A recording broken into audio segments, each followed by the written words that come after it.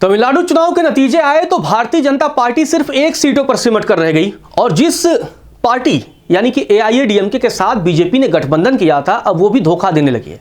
और उसके बाद से इस बात की चर्चा की शुरुआत हो गई है कि क्या अन्नामलाई को साइड कर भारतीय जनता पार्टी ने अपने पैरों पर कुल्हाड़ी मार ली है, क्योंकि अन्नामलाई एक समय तमिलनाडु की राजनीति में चमकते सितारे की तरह उभर रहे थे। चाहे उनकी यात्रा हो, चाहे उनका एक्शन हो, चाहे जनसंवाद हो, वो लगातार तमिलनाडु के एक हीरो के तौर पर उभर रहे थे।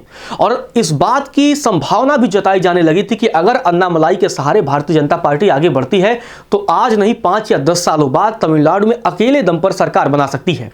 लेकिन एआईएडीएमके के साथ गठबंधन के चलते सबसे जो दिक्कत वाली बात बीजेपी कार्यकर्ताओं में भी हुई कि अन्नामलाई को साइडलाइन कर दिया गया। और अब अन्नामलाई के साइडलाइन करने के बाद एआईएडीएमके भी बीजेपी को धोखा देने जा रही है।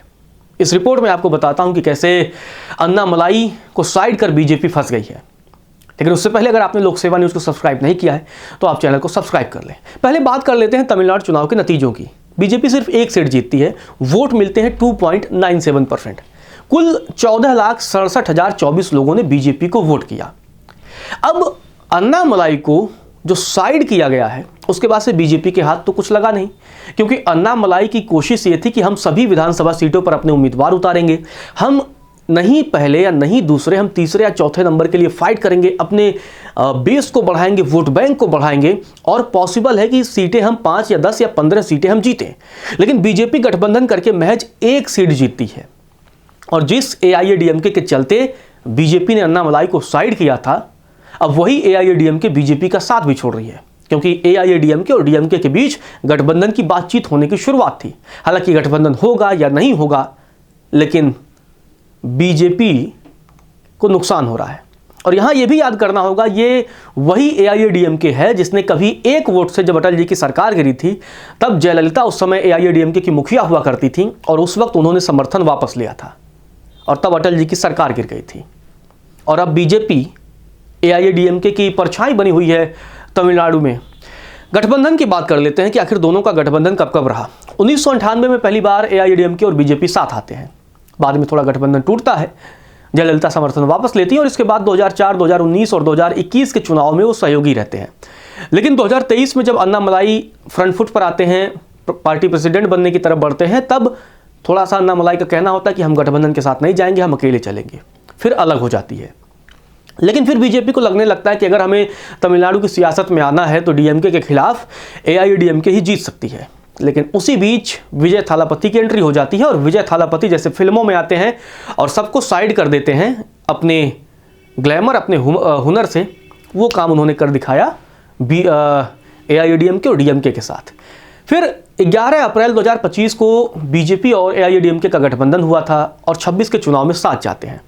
लेकिन जब नतीजे आ जाते हैं तो उसके बाद से अब आप देख रहे हैं कि एआईएडीएमके साइड कर रही है। यहाँ एक चीज़ और समझना है, तमिलनाडु की सियासत में द्रविड़ियन पॉलिटिक्स, यहाँ एआईएडीएमके भी द्रविड़ियन पॉलिटिक्स करती है। तमिलनाडु की द्रविड़ियन जो पॉलिटिक्स रही है 1 सदी से भी अधिक पुरानी विचारधारा मानी जाती है, जो सामाजिक न्याय, भाषाई पहचान यानी कि तमिल गौरव और समानता पर टिकी हुई है। पेरियार ईवी रामासामी के विचारों से उपजी इस राजनीति ने उत्तर भारतीय और ब्राह्मणवादी वर्चस्व के खिलाफ गैर ब्राह्मणों को एकजुट किया था।